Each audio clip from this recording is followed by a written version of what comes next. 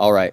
I'm going to go ahead and just keep the slides over to my right then. It seems like for some reason that's causing an issue today. I don't know why it's doing that now, but didn't last week, but that's fine. So sorry about that. We're going to go over the next part. What are macronutrients? We're going to start with carbohydrates. Carbs provide energy for daily activities found in fruits, grains, and vegetables. Then next is proteins, essential for tissue repair and immune function, found in meat, fish, dairy, legumes, nuts, and seeds.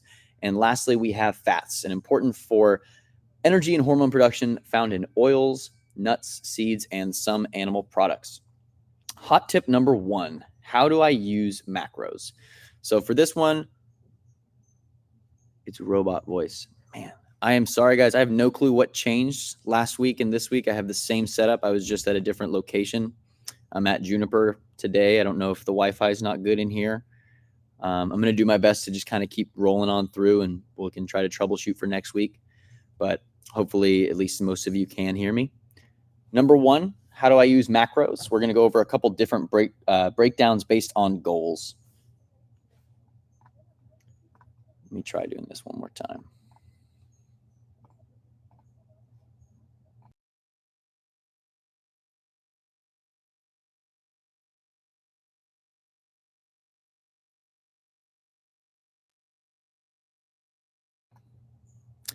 I have no idea why it's not letting me share that slide. I really want to because it's going to be confusing.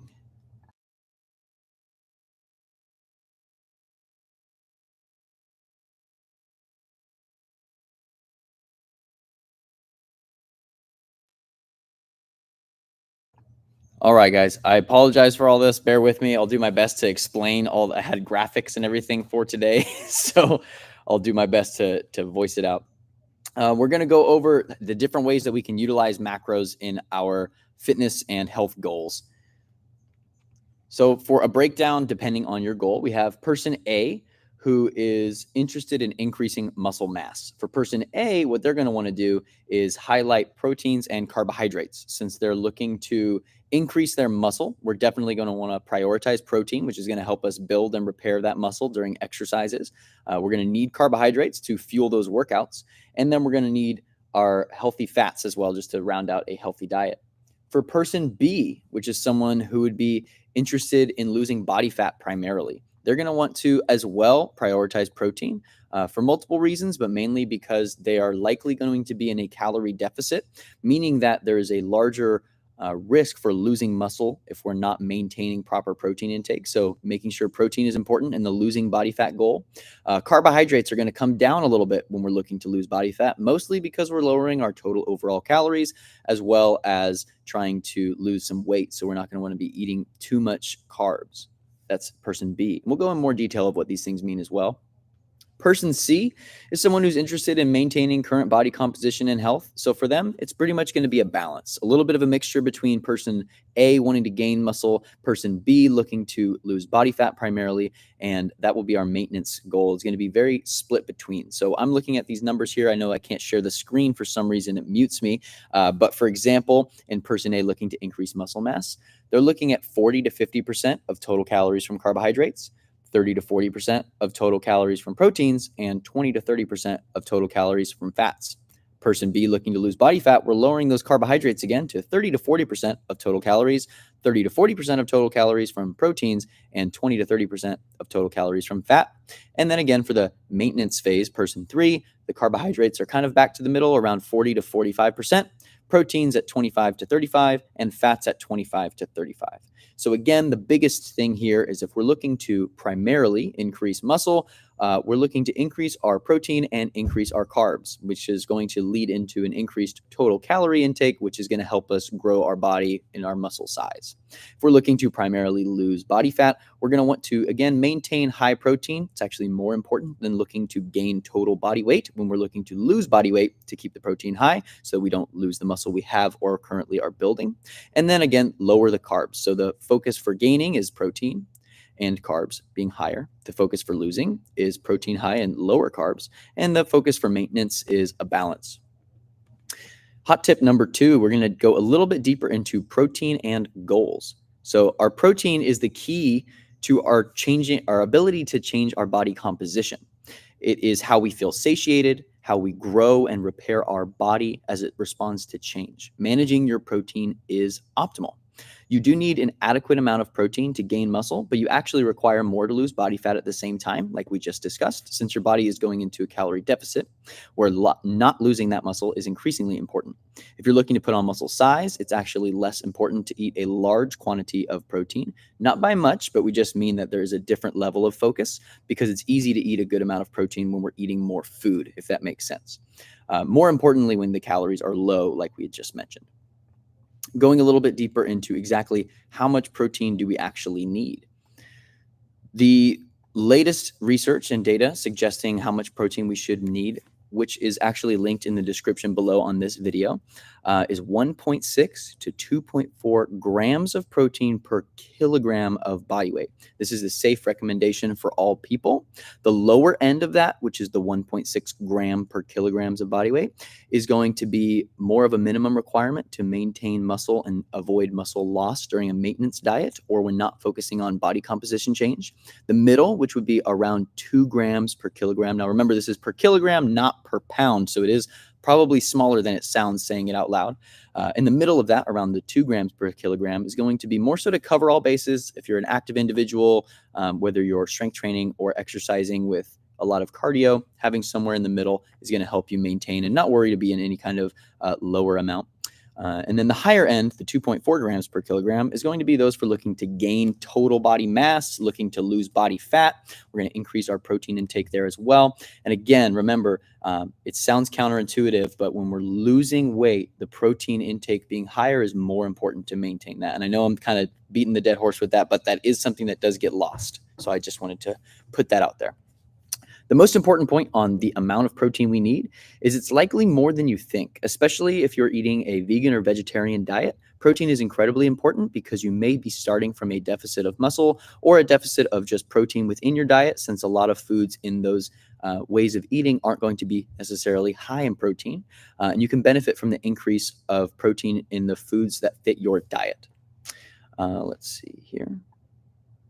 There is very little merit to putting a low protein amount in your diet in general because of mainly health risks. There's really no reason to eat a very, very small amount of protein. It is a very essential macronutrient. So I would be incredibly cautious of any diet that tells you to eat a very small amount of protein and recommend sticking to that lower end of the 1.6 grams per kilogram.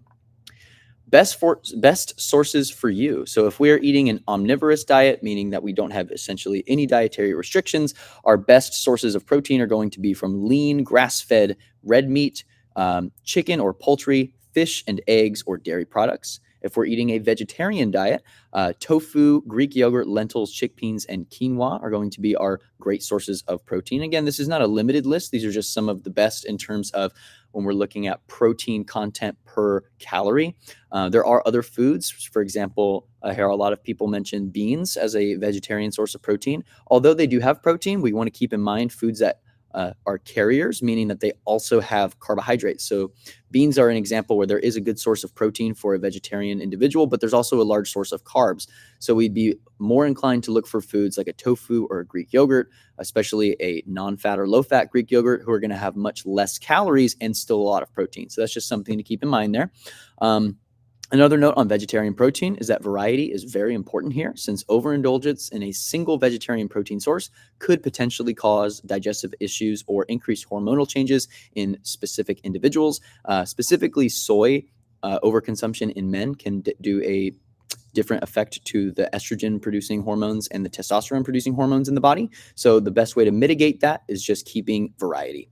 And then again, a little bit deeper into the sourcing here. If we're going to be eating in an omnivore diet, meaning that we are eating meat, we're going to want to pay attention to the source of these foods. So for example, for our beef, grass-fed is going to be our cleanest varietal. That means that that protein will be of the highest quality. It's not going to be added with any antibiotics or other things. So having grass-fed beef is the surefire way to know your meat is clean.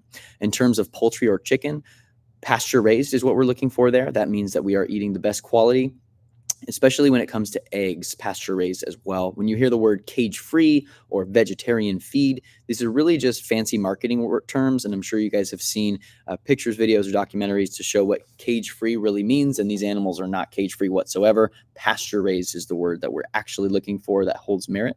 When it comes to fish, we're looking for wild caught. Those are going to be our cleanest varietals as well, not farmed fish. And then when it comes to vegetarian, the main thing we're looking for here is organic. Since our vegetarian proteins are not animal sources, there's not many different types of ways to buy these things. It's going to be organic or non-organic. So that's what we'd be looking for there, is the main part here. Hot tip number 3 is to leverage your carbs. Just like last week, this tip is making a comeback. So for the carb leveraging, we're going to go over what I call the carb hierarchy. So this is how I recommend for individuals to consume carbohydrates, going from the type of carbohydrate we can eat the most of and not stress over versus ones that we need to be more limiting on. So the biggest things here is not just the nutrient content, but also digestion to keep in mind. So we'll go over that in just a moment. So number 1 on the carb hierarchy is going to be, of course, fruits and vegetables. These are our whole foods. We know they're very clean. We know where they're coming from. Single ingredient, not processed. Great. We can eat a good amount of fruit and veggies because the veggies are going to be low in calories. The fruits are going to be very readily available carbohydrate calories we can burn right away. So very clean, great sources of fuel here. Next is going to be our sweet potatoes or other potatoes, depending on if we have any reason to avoid nightshades. That might make us go more towards the sweet potato. But the biggest reason here for sweet potato, of course, is that it does have good nutrient content, but we're getting very full off a very small amount of calories when it comes to potato. So again, my biggest thing to teach anybody is to try to look at your food not just as what it is, but also how it affects you. So when it comes to digestion, when it comes to how full we feel when we eat it, these are all things that should be put into place to determine if a food is healthy or good for us. Not just the nutrient content, which leads us to our number 3, white rice. Now you might be noticing white rice and not brown rice.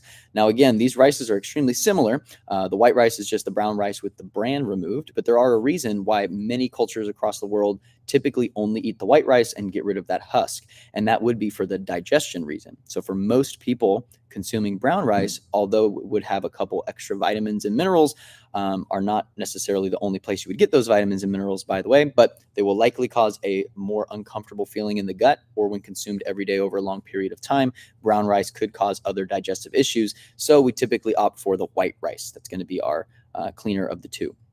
Next on the list, number 4, quinoa. So that's another option there to have a clean carbohydrate. And then number 5 at the bottom of the list, but still within the green category, we would say would be sourdough bread. And now, what do you mean by bread? Well, when it comes to sourdough bread, again, this is a food that is fermented. Typically, it does go through our system a lot easier and cleaner. And although it's not as good for you as a fruit or a vegetable, it's going to be much better than different types of wheat products that are high in gluten, such as other types of wheat breads or white breads that are extremely processed. So this is going to be another low ingredient food, a little bit easier to digest, easier on the body.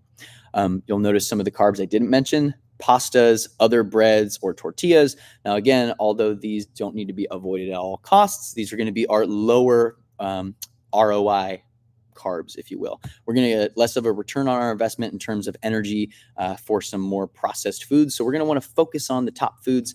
And the key, of course, again, is to not overcomplicate carbs and beat yourself up when we eat the other things, but use this hierarchy to prioritize some carbs over others and maybe increase your fruit, veggie, and sweet potato intake and decrease your pastas and other high gluten breads, tortilla intake as well. Hot tip number 4. Now, right before we get into this one, again, quick reminder, if we have any questions so far, anything I've said sound confusing, or just to re-clarify, or even a question I didn't address at all, please feel free to start typing those questions up now, and I will address those here at the end. Again, I do apologize that we didn't get the slides up today. I'm not sure why it was muting me automatically every time, but if you have questions, maybe because you couldn't see something, I'd be happy to go over something again. So please start typing those up as you think of them. Hot tip number 4, we have fats. So we definitely want to discuss fats and not completely avoid those. Fats typically find their way into your diet by being a small part of other foods like eggs and our or other animal proteins, butter, and milk products. Other healthy examples of fats are avocados, oily fish, nuts, and seeds. The only thing on fats is that we want to be careful here to not overdo it. Typical recommendations don't focus on fats because they're so dense and easy to overeat. So making sure your diet includes some dairy if you can tolerate dairy. Of course, if you're lactose intolerant or vegan, then this would not be an option for you. And animal protein, if you eat animal protein, or nuts, seeds, olive oil, and avocado oil are other great healthy fat options. And we'll go a little bit into the hierarchy of oils, similar to our carbohydrates. Our cleanest and most easily accessible oils that are going to create a healthy fat piece of our diet are going to be extra virgin olive oil, avocado oil, coconut oil, grass-fed butter, and ghee. These are kind of the Fab Five, I would say, when it comes to healthy dietary fats, where we're going to be getting plenty of our dietary allowance if we just cook with these foods, if we use them as a topping on our salad, or if we use them in a pan with other foods as well. Most other oils not mentioned here are highly processed and thus making them not ideal for human consumption. That could potentially cause other issues where we're learning about every day. My personal recommendation when it comes to vegetable oils or other seed oils is that don't subject yourself to a lab test and avoid them when you can. Again, don't stress on it. When we're baking a cake sometimes and we don't want to use olive oil because it would taste different, feel free to use the vegetable oil. I'm not going to say that every food deserves to be avoided if it does, but just make the choice using the above oils to use when you can control it, like when cooking at home, using olive oil in a pan or ghee when making eggs versus using vegetable oil can just be a very healthy, easy substitution. Hot tip number 5, do your best. Again, remember, being conscious about your health alone adds years to your life. Obsessing over every minute detail may actually subtract years from your life due to the stress it could cause. Do your best, prioritize healthy sources and a variety of protein, good carbs, healthy fats. Don't go nuts and don't overeat, and be willing to try a few new things. That's going to be it for today, guys. So now we're going to get into the question portion. I do notice someone has already put one up, so I'll read that right now. But again, if you have any questions, go ahead and throw those up. I'll be happy to get into the best answers I can offer. Number 1, we have, do you recommend we limit intake of cheese as a source of fat or protein? I wouldn't necessarily say you need to limit it. I would say the variety, again, is going to be a benefit here. For example, I do like to eat low-fat organic string cheese just from Trader Joe's. It's an easy, quick snack. So I would say finding a way to balance it into your diet is good. The only thing we need to keep an eye on when it comes to fats is the level of saturated fat in our animal foods, such as cheese, dairy, or meat. So for example, if we were eating a steak and we wanted to consume a steak more frequently than a rare occasion of like going out to dinner once a month or something, where we're having a big juicy ribeye or something, we want to prioritize making sure that that saturated fat level is a little bit lower the more frequently we consume something. So if we are going to eat something like a piece of cheese multiple times a week, having a light cheese or a lower saturated fat cheese is going to be better. Or looking into other raw cheeses like Gruyere, I believe, or other types of cheeses maybe that you haven't had. I would just say the variety, the low saturated fat, and the balance. That would be how I recommend it. So I wouldn't say limit it. I wouldn't be eating 6 ounces of cheese every day, but easily a single serving, an ounce or so a day is definitely okay. Can you give an example of 2 to 3 meals of a workday for someone looking to lose fat? Since both me and my partner work, we struggle to find healthy food options that are easy to cook. Yeah, this is a great question. So give me a moment here to kind of go through some examples. But the first thing that comes to mind, especially when we're talking about protein and macronutrients, it would be a protein shake. These are extremely simple things we can make delicious in the form of a smoothie or a milkshake almost. I personally don't try to consume too much processed foods. So when I look at protein shakes, I buy typically unflavored, very boring single or double ingredient protein powder. But that's what I would start with, is a protein powder. And then typically I would take that protein powder, whether it be flavored vanilla or chocolate or unflavored, put it in a blender with 1 or 2 pieces of fruit, some ice. I personally use unflavored protein powder, 1 banana, some milk, and a little bit of vanilla extract. And that gives me a good flavoring without using anything artificial. And I really enjoy that as a quick and easy meal. Other examples of meals for someone looking to lose fat, again, it's just going to be lowering the carbohydrates as the primary focus. So if we are eating meat products, then it would be chicken or lean beef, or ground turkey is a really nice one. I really enjoy that. And then what I would say is preparing one of those meats and serving that with a potato is going to be our lowest calorie content for carbs, or using some white rice without any other additives or toppings and maybe just using seasonings. And the best advice on weight loss meals is simplify it. Don't have 25 ingredients. Don't use sauces. Try your best to use spices, things that don't contain calories, and making sure that we're not overdoing it and trying to make these meals too extravagant to start. And then as we get more comfortable with those types of meals, going further and making them a little bit more exciting. And of course, salads, prepackaged salads, although they may be prepackaged or a little bit processed, what I like to do is buy a prepackaged salad and then use my own dressing because I don't really know what's in that orange or white, yellow baggie. So I'll take a prepackaged salad with the chicken, arugula, or whatever, or if you're doing a vegetarian one, and then come home and I'll just use some balsamic vinaigrette and a little bit of olive oil. And then again, I'm having a very minimal ingredient, minimally processed, healthy meal there. Would you recommend carb cycling? Typically, I'm going to just say flat out, no. I don't think this is something worth your time, to be honest. Carb cycling is typically used by more really high-end athletes or somebody training for something like a marathon or another type of competition. And by the way, carb cycling is where we'd be eating a lot more carbs at one point and then lowering the carbs before something important or something for that reason, and then going back up and kind of cycling between high and low carb days. I typically argue for more of a balance because it's not necessarily the exact diet you do that will provide you the success. It's the exact diet that you stick to. So something that could be more complicated where things change from day to day. And then if you get invited to a lunch with coworkers or a dinner with coworkers, but you're supposed to be on your low carb day, and then now it's impeding your family or social life, I typically try to stay away from those avoidance type diets. Not to say that it can't be successful. I just genuinely don't think it's right for everybody or worth your time. So more than that, I would recommend just trying a couple different levels of carbs and seeing what works for you. I definitely, like mentioned last week, would say if we know we're going to have a higher carb maybe weekend because we're going away, sure, then nothing wrong with Wednesday through Friday lowering the carbs because we're going to have more. And then a better piece of advice I can go on from that is instead of looking at how much I should have in the beginning and end, looking at our diet as a week scale. Don't look at it as a single day where I'm going to have 150 grams of carbs, 150 grams of protein, and whatever of fat. Look at it more like, okay, for the entire week, if I multiply all my goals by 7, this is what I want. So if I want to get away with on Friday having a slice of chocolate cake and some extra sugar in my latte, well, then what I'm going to do is borrow those carbs from another day. So then instead of carb cycling, I'm just carb balancing for the week. So I typically do see a lot of good advice when it comes to weeks of eating versus days, and it's way easier to adjust based on some days that you can't predict. If you guys think of any other questions, feel free to type them up. I'll try to see if I can come up with anything else to chat about here for the last few minutes, but great questions so far.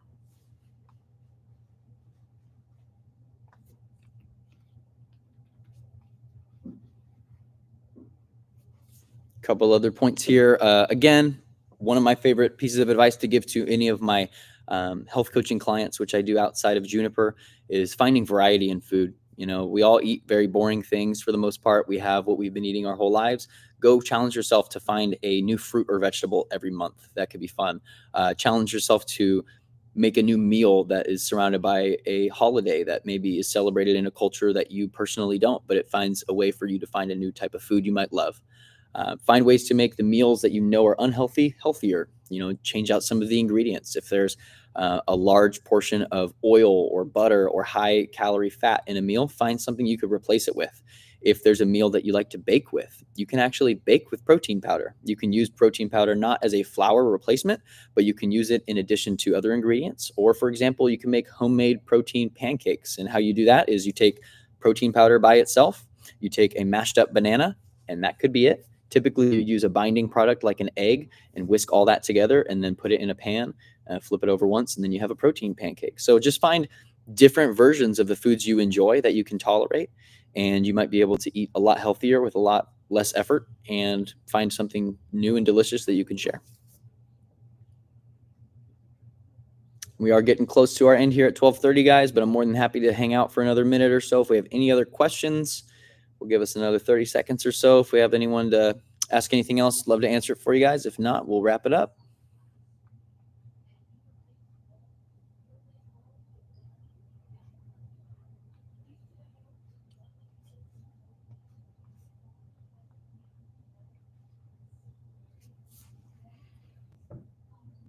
All right, guys. Well, thank you so much again for joining us here on the Get Fit Hot Tips with Dalton. I love doing this. It's really fun, and I love getting an opportunity to answer some of your guys' questions. So feel free to share this video if you think anyone else could enjoy or benefit from it.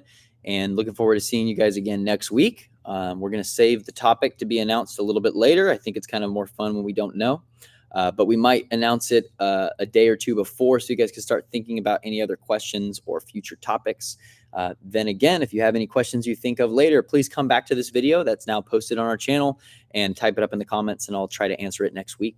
And again, if you guys have ideas for future topics, let me know. Thank you guys so much, though. Have a wonderful weekend, and thanks for tuning in.